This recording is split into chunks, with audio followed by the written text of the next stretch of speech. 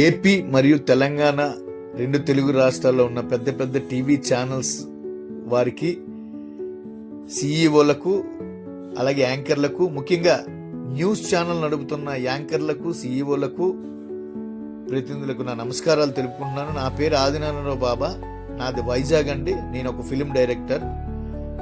So ఈరోజు ఈ video చేయడానికి గల కారణం ఏంటంటే, ప్రపంచంలో ఎక్కడ ఏం జరిగినా తెల్లారేసరికి కళ్ళ ముందుకు వచ్చే విధంగా చేస్తున్న ప్రింట్ మీడియా కానీ, లేదా ప్రతి క్షణం ఎక్కడ ఏం జరిగినా ప్రతి నిమిషం ప్రతి క్షణం మా కళ్ళకు కనబడేలా చూపిస్తున్న ఎలక్ట్రానిక్ మీడియా కానీ, వారందరికీ కూడా పేరు పేరున నా హృదయపూర్వక ధన్యవాదాలు, కృతజ్ఞతలు తెలుపుకుంటూ, నాదొక చిన్న రిక్వెస్ట్ అండి.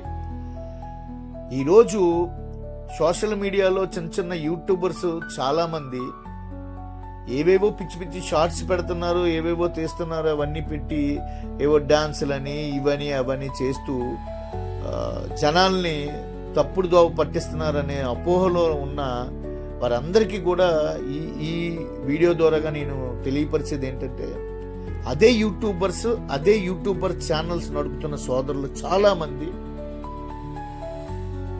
ఇప్పుడు ఈ లిటిల్ కృష్ణ విజయనగరం జిల్లా అనే ఒక చిన్న బాలుడికి ప్రాణాంతకరమైన జబ్బు వస్తే, దానికోసం కోట్ల రూపాయలు అవసరమైతే, దానికోసం ప్రతి ఒక్క యూట్యూబర్ కూడా జోలి పట్టి మరీ డబ్బులు ఎత్తుకుంటూ వారికి ఆర్థిక సహాయాన్ని అందించే విధంగా వెళ్తున్నారు. అది చూసిన చాలామంది సోదరిమణులు కూడా ఇళ్లకొచ్చి లక్షల డబ్బులు వాళ్ళకి సహకరిస్తున్నారు. ముఖ్యంగా యూట్యూబర్స్లో అందరి పేర్లు నాకు తెలియవు, అందరికీ నా హృదయపూర్వక ధన్యవాదాలు తెలుపుకుంటున్నాను. అలాగే రమణ రాక్ శ్రీకాకుళం జిల్లా నుంచి ఈ రీసెంట్గా శివన్న అనే ఒక సిరీస్ తీశారు. ఆయన అందులో సంపాదించిన ప్రతి రూపాయి కూడా చాలామంది పేదలకి చాలా రకాల సహాయం అందిస్తూ మంచి పేరు గౌరవాన్ని సంపాదించుకున్న రమణ గారికి ముందుగా ధన్యవాదాలు తెలుపుకున్నాను, నా కృతజ్ఞతలు తెలుపుకుంటున్నాను. చిన్నవారైనా ఆయనకి పాదాభివందనాలు.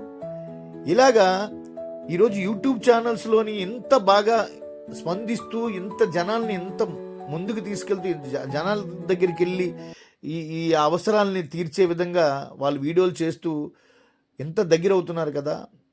ఈ ఛానల్స్ పెద్ద పెద్ద అధికారులు కానీ, నాయకులు కానీ చూసే అవకాశాలు తక్కువ ఉన్నాయి కనుక, అదే టీవీ ఛానల్స్ పెద్ద పెద్ద న్యూస్ ఛానల్స్లో ప్రతిరోజు వాళ్ళు చూస్తుంటారు కాబట్టి, వారు కూడా ఇటువంటి వారి కోసం తప్పకుండా ప్రజల్లో అధికారులకు, నాయకులకు తెలియపరిచే విధంగా ఈ సమస్యలను తీసుకెళ్తే బాగుంటుంది అనేది నేను మనవి చేసుకుంటున్నానండి.